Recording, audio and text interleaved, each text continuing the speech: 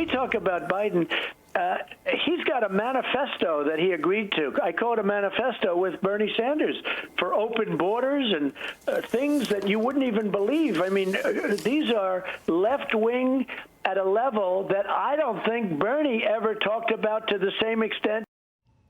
President Trump last night telling Sean Hannity that Joe Biden is listening to radical Democrats and that it is taking him further to the left. Time now for our panel. Lauren Claffey, she's the former Deputy Assistant Secretary for Strategic Communications and Public Affairs at the Department of Homeland Security, and Matt Bennett, co-founder of Third Way and former Clinton White House Deputy Assistant. Matt, let's start with you. Is Biden being pulled too far to the left by people like Bernie Sanders? He just isn't. And what the president said last night on Hannity was just nonsense.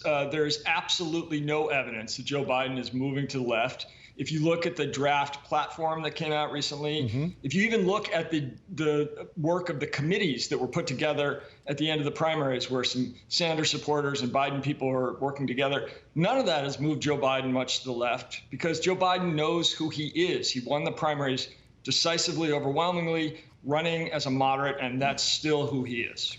Yeah, Matt, at the same time, Bernie Sanders came out after that agreement was put together and said that this agreement, this unity document, will make Joe Biden the most progressive president since FDR. So Lauren, do you think he is being pulled to the left? I do, and Obama echoed that sentiment as well and called Biden the most progressive candidate in the history of the Democratic Party. So you have your own party members saying that Biden has moved to the left, and there's even been as recently as a couple of weeks ago is campaign participants and activists saying that Biden really doesn't have an ideology, and so progressives should feel comfortable voting for him because he is adopting more of their progressive platform and ideals.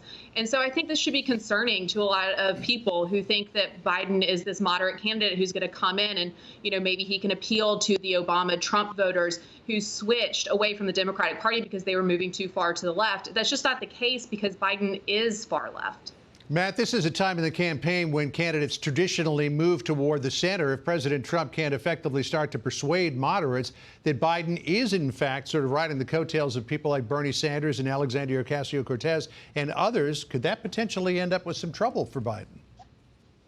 No, because it just isn't true. Look, we had a very vigorous debate. Well, in politics, things don't necessarily have to be true. That is certainly the case. I will grant you that. But, Come on. But our party had a really tough debate about which direction we wanted to go. And one direction was going to be pretty sharply to the left. And for a while, it looked like that's where Democrats might be headed. But then then people started voting. And when we saw people voting in South Carolina and on Super Tuesday, they voted for the guy that said, no, we're going to proceed in a much more moderate direction. They rejected things like Medicare for all, like the Green New Deal, like open borders that Trump lied about last night, and in fact went with the guy who was very squarely within the tradition of Democratic thought, and we are not moving far left. That's just not true. Let's change gears and talk about the Mueller investigation. There is this new document that has come to light that suggests that a briefing that President Trump was given on August 17th, 2016, might have been more of a fishing investigation than a briefing. Here's what the president said on Hannity last night. General Flynn, a great gentleman who's been treated so horribly and still is. A lot of things have been learned, and what happened is a disgrace. Again, should never, ever happen to another president. Will you consider pardons for the people involved in the last 15 seconds? I've looked at a lot of different people. They've been treated extremely unfairly, and I think I probably would, yes. And I'm sorry, that was the president talking about potential pardons for people who were in the Mueller investigation. Lauren, do you think the president should pardon people like Paul Manafort, General Flynn, maybe even Michael Cohen? Yeah, I think he needs to consider this very carefully because it is still, you know, some of these people actually did commit federal crimes by lying. And I think lying to investigators should not be taken lightly in our system.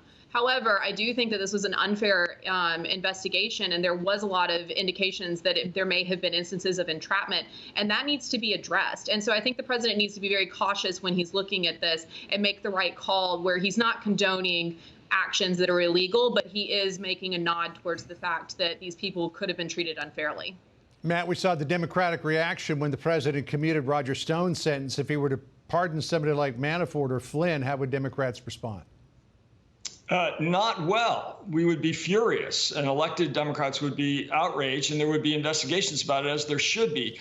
I mean, these people pleaded, some of them pleaded guilty. Others were found guilty by juries of their peers. They committed major crimes, and they should be punished for it. And the fact that he commuted Stone's sentence was an outrage, and Democrats would react in kind. Well, I would hazard a guess that nothing will happen until at least after the election. Lauren Claffey, Matt Bennett, great to see you this morning. Have a great weekend, too. Thanks, you too.